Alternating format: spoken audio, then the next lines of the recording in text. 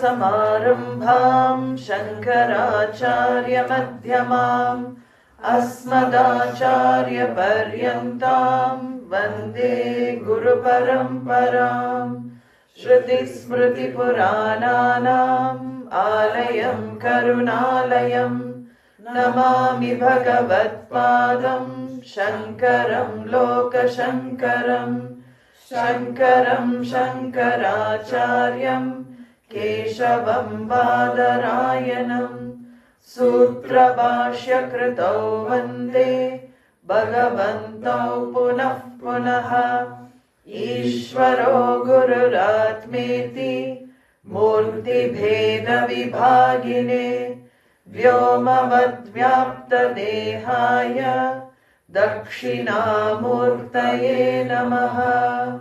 Om Sahana Bhavatu Sahano Bhunaktu Saha Viryam Karavavahai Tejasvinavaditamastu ma vidvishavahai. Om Shanti Shanti Shanti. Gurur Brahma Gurur Vishnu Gurur Devo Maheshwaraha Guru Sakshat Param Brahma Tasmai Shri Gurave Namaha. Dayakaram Dayakaram Dantan Dharma Pravartakam Pranamami Dayanandam Madacharya Paramparam. Om Gam Ganapataye Namaha. Om Gam Ganapataye Namaha. Om Gam Ganapataye Namaha. Ajnanatirmirandasya Jnananjana Shalakaya Chakshurunmilitam Yena Tasmai Shri Gurave Namaha. Tasmai Shri Gurave Namaha.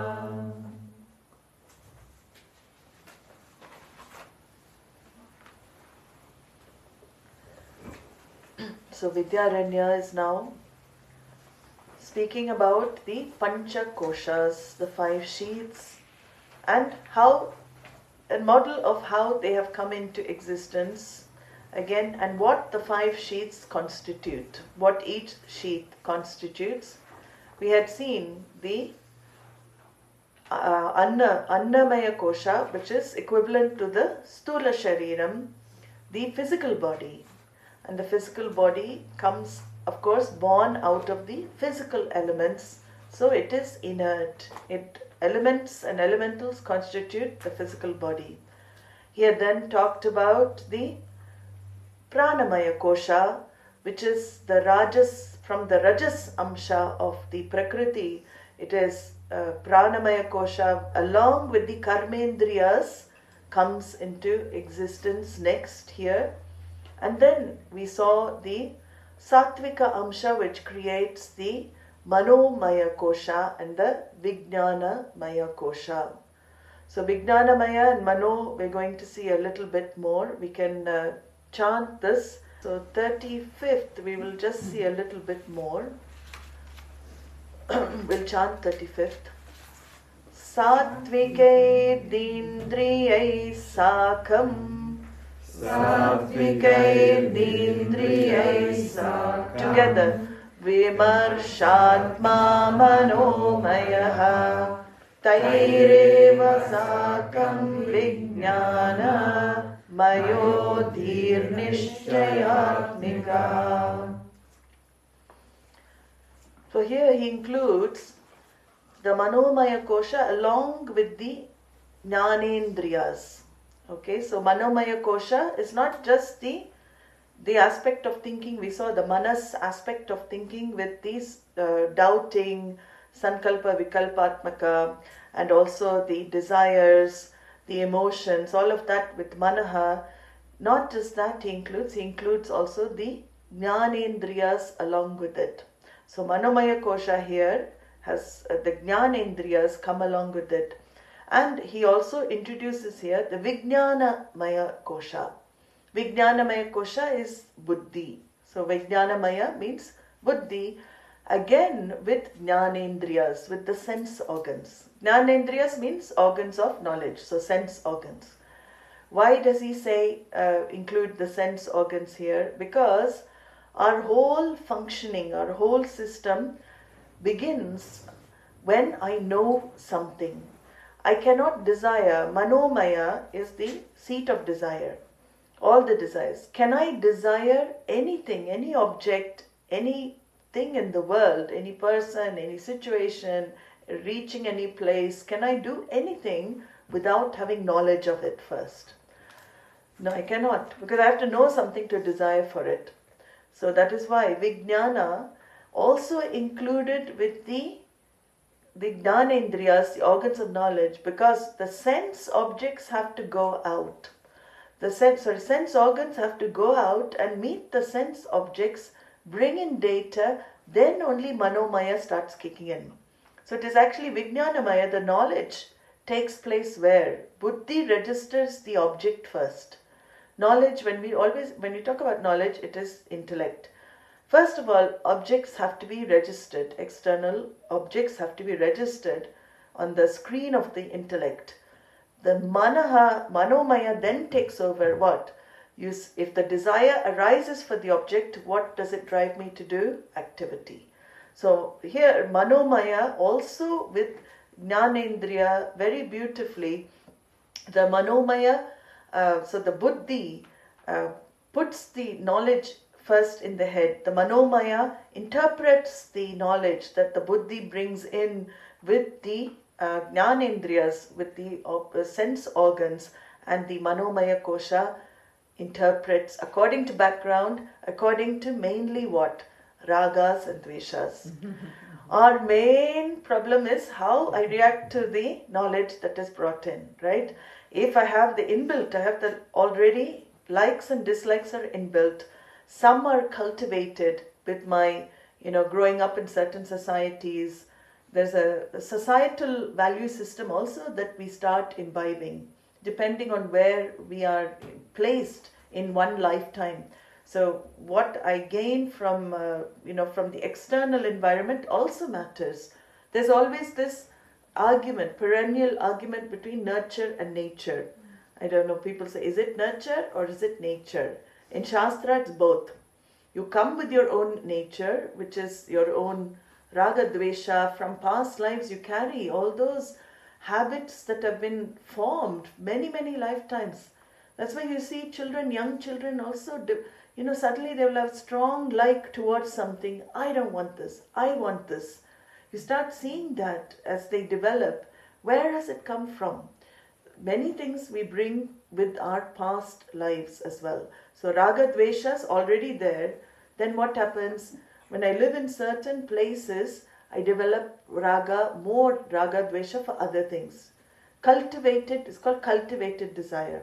Whether it's natural or cultivated, raga dvesha is always paripantino. We have to remember, Krishna says they are the enemies of the mind. He uses very strong word, enemies of the mind, because they disturb.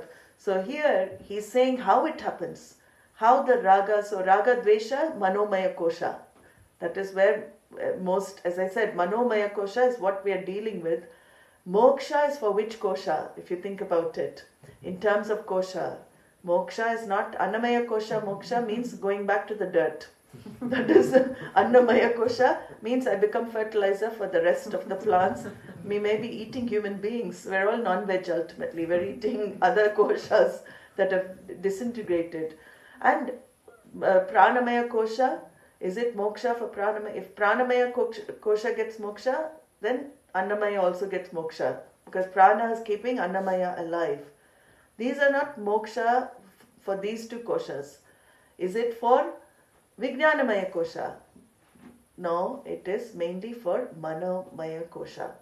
When we talk about moksha, where is the yearning for mumukshutvam? Mumukshutvam is also a ichcha. So that's what he says here. Ichcha takes place in the Manomaya Kosha. Ichcha. So there are 3 Shaktis that we have been endowed with. 3 Shaktis means 3 powers that every human being has. If we know how to use them in the proper direction, in good measure, then no problem. We have no problem with the world. Problem is we use them in the incorrect direction, or we are not able to use the Shakti at all.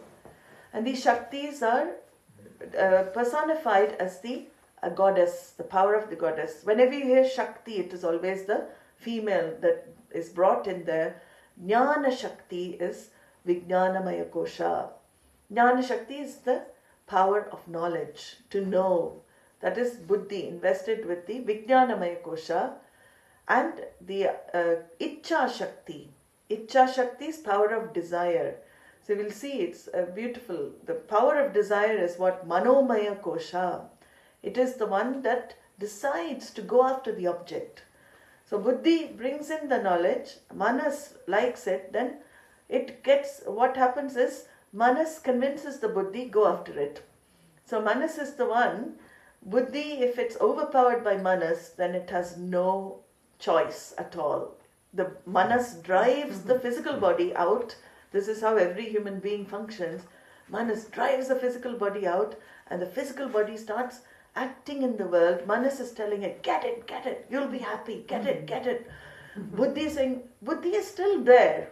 Some Buddhis may be saying, will it really make us happy? Some Vedānta Buddhis may be telling the Manaha, will it really make you happy? But Manaha is saying, no, shut up, come on, get it. Let's go and get it. That is how our minds are always, there's this fight between, in Western, in cartoons you see the devil and the angel, right? There's always this battle. This is between the Buddhi and the Manaha. The devil aspect is saying, go for it, yes, do it. But I studied lots of Vedānta. Should I really be going after this? Is it really going to make me... No, it's going to make you satisfied. It's going to be different this time. Things are going to be different. It is not going to disappoint you. Just see, just go and see. Try again. Same things we repeat. Same thing. And then this constant battle takes place in all the minds, and especially minds that have studied Vedānta, there's more a battle. Actually, non-Vedanta students don't have much battle because they just follow Manas. Most people, okay, I desire this, I'll do it. I want to do this, I'll do that. I don't want to do it, I won't do it. That is how most people function. Here, we have an extra thing now which is kicking in. So, Vijnana Maya should be the leader. Like in the chariot analogy, Krishna is the Vijnana Maya Kosha actually. He's symbolic of the Buddhi. He is driving the chariot of the body, of the jiva. Arjuna is the Ratha Swami. He is the jiva sitting in the chariot. He is handed over the reins to Krishna, who is the Lord, to guide his intellect in the right direction, to guide the mind. The intellect should guide the mind in the right direction. The minds are the reins that hold on to the horses of the senses. So very beautiful analogy of the chariot. It comes in Kathopanishad also. So when we give Ishvara the power to guide our intellect in the right direction, which guides the mind in turn in the right direction, then the senses don't take us for a ride. Senses don't go all over the place. If we don't have a rein on the mind, rein in the mind with the reins, then we will go all over the place, get lost in this world, and maybe lose our way, lose track. So here, Vijnana Maya Kosha is the leader. It has to govern Manomaya, but Vijnana Maya registers the knowledge, Manomaya, because of pressures. And this is again, it is not there's no fault, there's no wrong or right here. We have to see the raga, dvesha, pressure is so much in a human being because there's a sense of not feeling fulfilled. Actually, people who have extreme, binding desires. I've got to get this. I have to achieve this. I have to do this. People with extreme drive, ambition, it's actually, you feel more compassion because It is a sense of inadequacy that drives. What else drives? If we don't have the sense of inadequacy, what will drive us? Nothing will drive us. It is that feeling that I'm not satisfied now. I have to do this. So that is, most of humanity driven like this and taken to activity. So Jnana Shakti is Vijnanamaya Kosha, and beautifully this is depicted now. You can see the correlation with our goddesses. The three major goddesses. Saraswati is representing Jnana Shakti. The Jnana Shakti in us is given a goddess form externally. So when we worship Saraswati, we are actually worshipping the power to know in us, the power of knowledge, Vijnanamaya Kosha. Ichcha Shakti, power of desire, as I said, is Manomaya Kosha. And Manomaya Kosha is represented by Goddess Lakshmi. She is the goddess of wealth, goddess of all forms of wealth. So desire, she creates that. She has the power of desire. There's nothing wrong with desire, because desire itself is represented as a goddess in the culture, in the tradition. So there's nothing wrong with Lakshmi. If we say get rid of desire, you're saying get rid of Lakshmi. No. She is a vibhuti, a power that is invested in every human being. Problem is we don't know how to desire. We make desires binding. Binding desires mean if I don't achieve or get what I want, I will be unhappy. Anything binding means that it affects my state of mind. If I get what I want, I become elated. If I don't get what I want, I become dejected. So whole of life is this yo-yo emotional response depending on whether my desire is fulfilled or not fulfilled. That is called binding desire. So Lakshmi is a Shakti in us which is endowed by Ishvara's order. We have that power of desire. If we can direct our desires into useful things, into things that help us to grow, because even for moksha is a desire you can afford to have. Mokshecha, mumuktum, mumukshuhu is a moktum icha, the one who desires moksha. These are benign desires. Desire for purification of mind is a benign desire. It's a blessing to have that desire.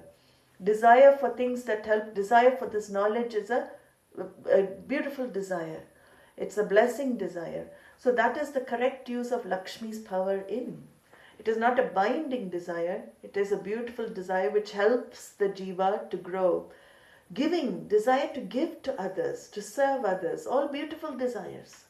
So we have the power to desire. Never do we say don't desire. Give up your desires. No, we cannot, because desire is a very natural part of every human being.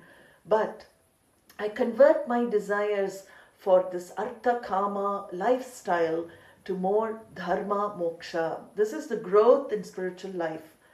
Dharma, my artha kama, before I was previously after artha kama all the time. I convert that artha kama to dharma and moksha. So this is Ichcha Shakti, Mano Maya Kosha, Goddess Lakshmi. So we worship Goddess Lakshmi, and Kriya Shakti, the final Shakti, is the power to do. Jnana Shakti, Ichcha Shakti, Jnana Shakti, Kriya Shakti Swarupini. As I said in the names of Lalita, the 1,000 names of the goddess, this comes as a name for the goddess. You're in the form of this power of desire, power of intellection, the power of doing, of activity. So Kriya Shakti. Kriya Shakti we saw is Pranamaya Kosha. Beautifully Pranamaya, which powers your karmendriyas to act in the world. Durga is the deity. Durga is the one of action. So when I was telling you about the 9 days of Navaratri, it is all Durga. Durga is the main deity that day. Although the 3 goddesses are worshipped, she is the one who is killing all the demons, right? She is doing the activity. So all different Navadurgas, forms of Durga there. She is Kriya Shakti. So if you want Kriya Shakti, you worship goddess, invoke. And this is the beauty of it. All these Shaktis are already in us. All 3 Shaktis, powers, are already in every human being in potential form. most of us, we don't know how to tap the potential. So that's why certain mantras, for Saraswati, if you want to tap your Jnana Shakti, we can chant certain mantras invoking Goddess Saraswati. If you want to tap Kriya Shakti, you can chant for Durga. And this, if you want Icha Shakti, then Goddess Lakshmi. So these three powers are not a problem. They only become a problem because we don't know how to manage these three Shaktis. So this is what he says here. Manomaya Kosha is the Manaha aspect of thinking plus the Jnanendriyas.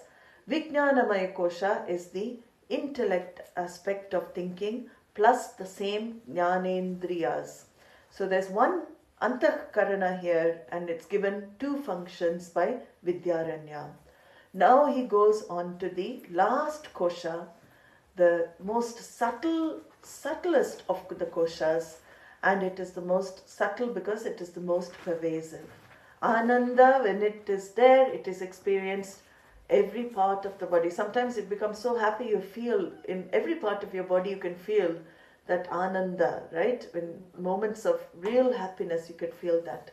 So he talks about this karana sharira, this karana sharira, which is equivalent of ananda maya kosha. He says, karane sattvamananda, karane sattvamananda, mayo modadi vrittibihi, mayo modadi vrittibihi, tat koshaistu tadatmyat, tat koshaistu tadatmyat, atma tattanmayo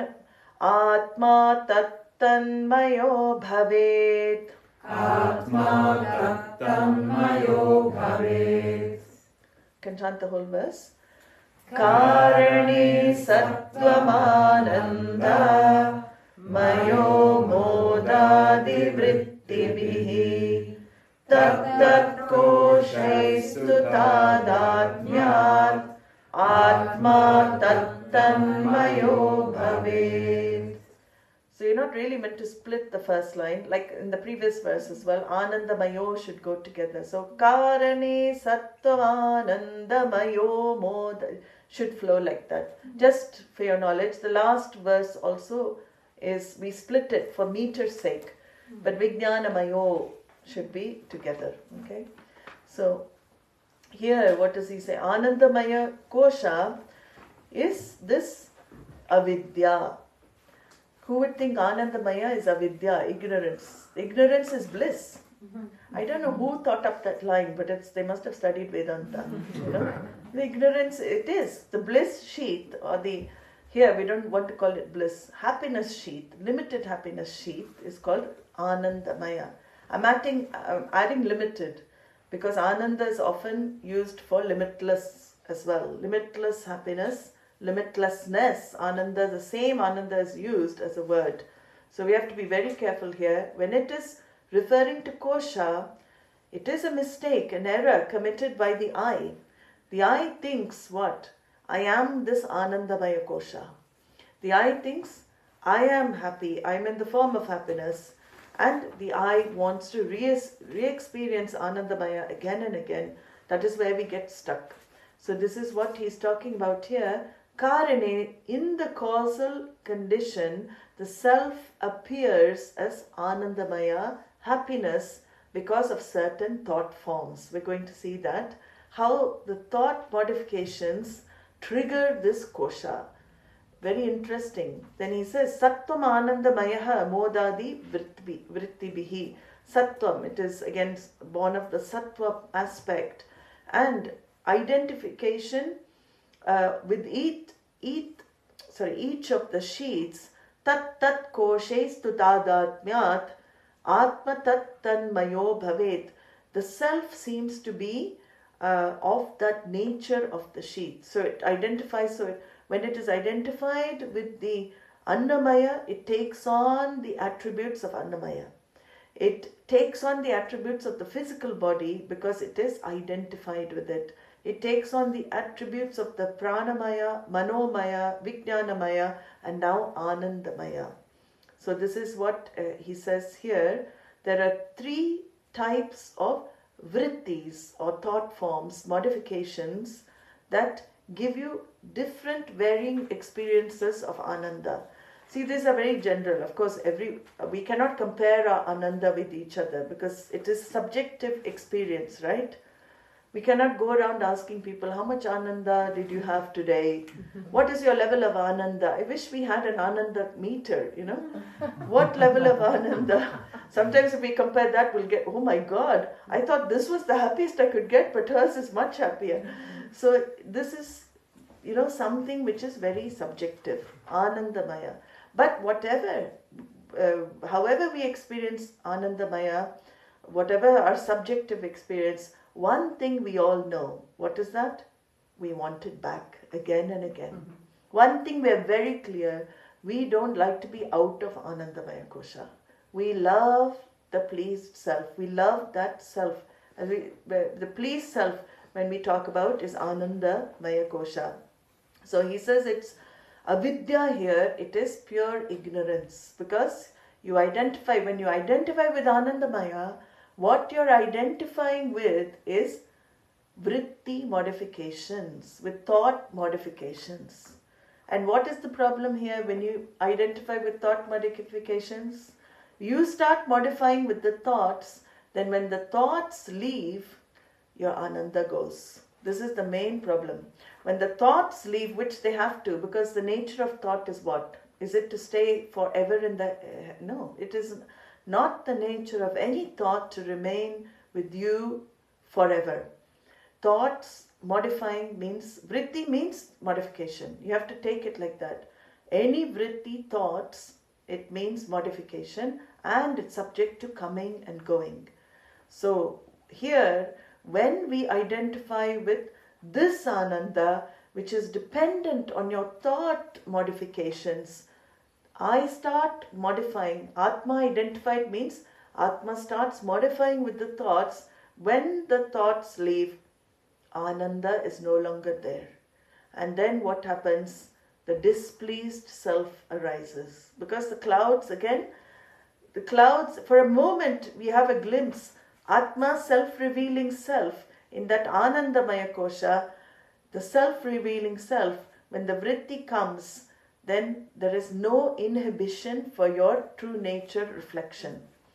In those moments, your uninhibited manifestation of consciousness through the mind happens. That's why we love it. It is not inhibited, blocked by any other thought form. There is no I also there.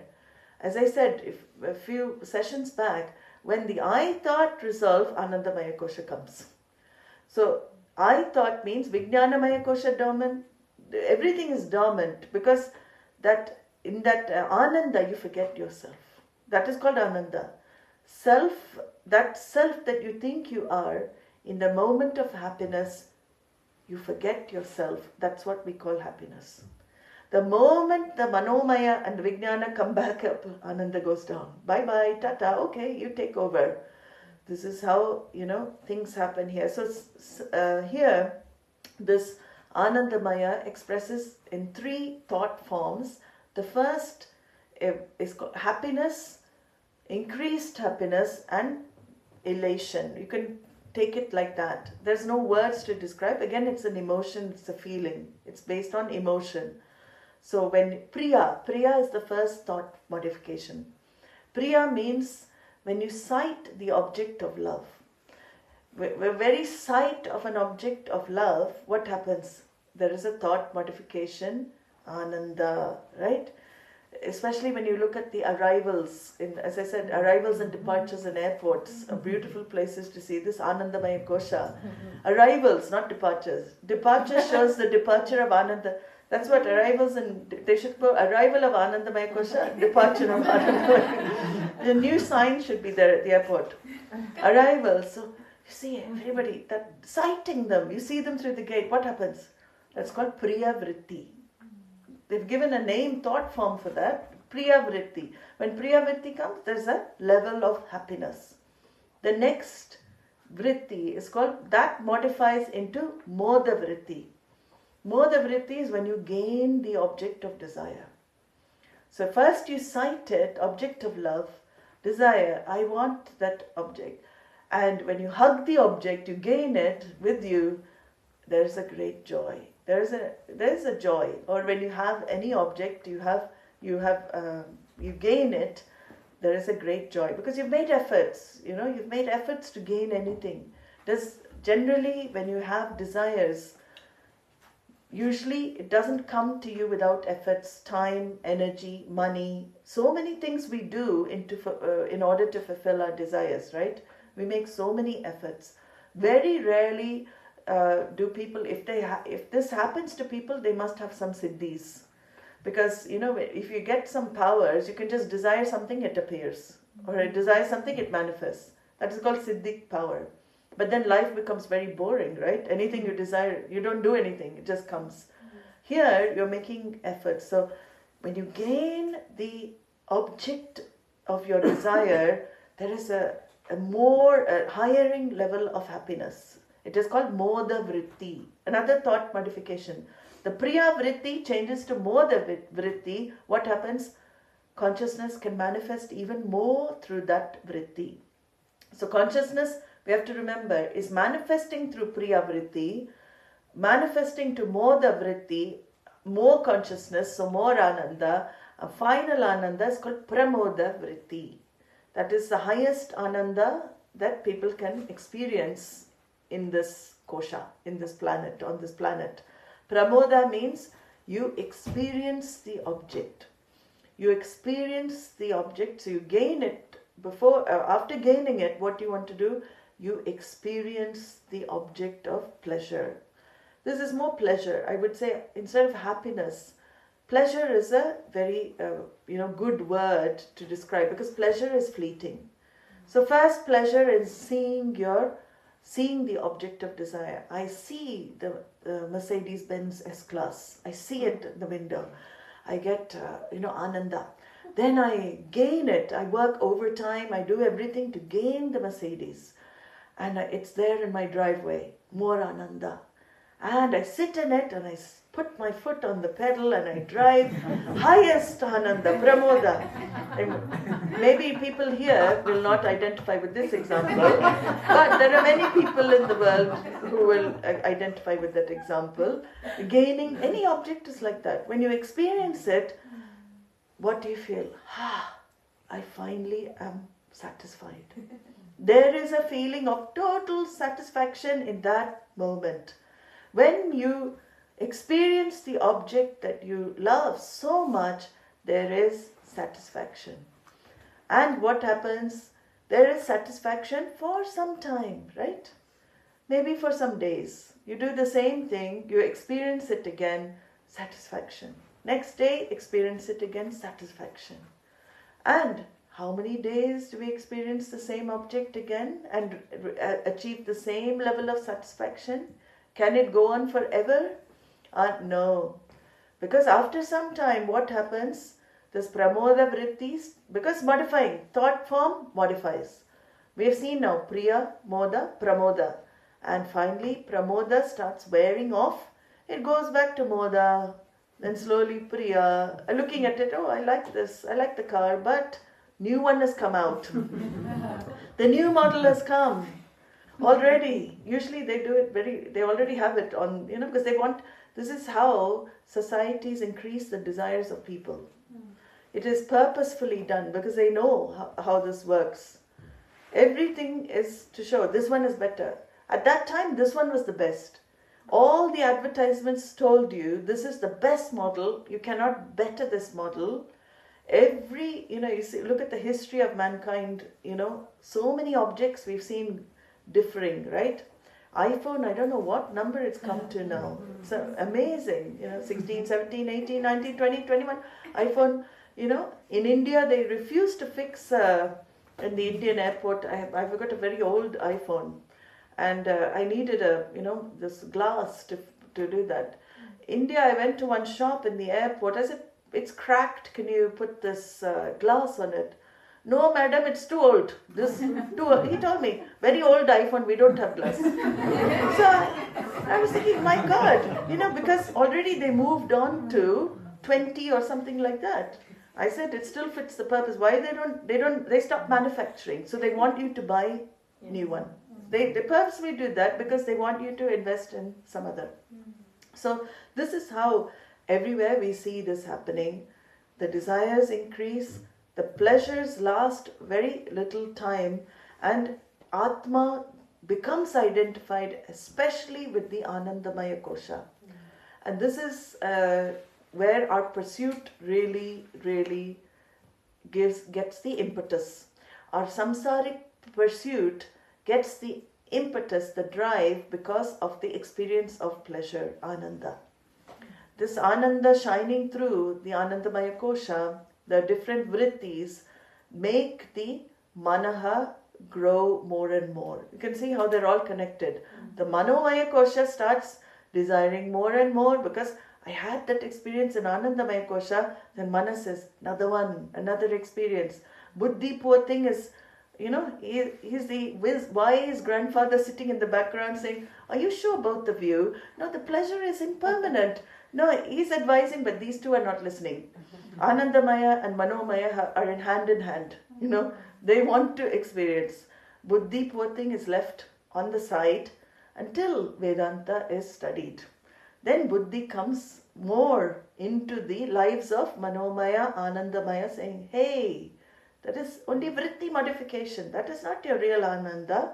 Don't get carried away with it. Doesn't mean you don't enjoy. When Ananda comes, we don't need to feel, no, I'm not meant to be Ananda, I'm not meant to... No, enjoy. That is the beauty of life. Every moment things are unfolding. Enjoy Ananda when it is there. When it is not there, don't crave for it again. Let it come up whenever by itself. Sometimes watching a beautiful sunset, Ananda comes. In fact, you start finding Ananda more and more even in the simplest of things. We grow from high maintenance people, jivas, to low maintenance. We find Ananda in very, very tiny things. Just tasting a grape gives Ananda. Small grape, who would think would give Ananda? Because it's grown here fresh. Give Ananda. So this is how in my life, I see I don't need anything huge to give me Ananda. Ananda, more and more I'm in touch with my real Ananda, that even that Anandamaya Kosha gets triggered more often. I'm more peaceful, more joyful, more content, because I'm not dependent on external objects to trigger that Anandamaya. And I don't listen also to the mind. When the mind tells me, do this, you will have Ananda. Do this, you will have Ananda. Then I said, shut up. Buddhi comes and says, shut up, be quiet. I know I already have Ananda. I don't need to go through all that, fulfill the desire. For what? I already have Ananda with me. So more and more this comes into the picture. We will see more tomorrow. Om Purnamadah Purnamidam Purnat Purnamudachyate Purnasya Purnamadaya Purnameva Vashishyate. Om Shanti Shanti Shanti. Harihi Om Shri Gurubhyo Namaha. Harihi Om.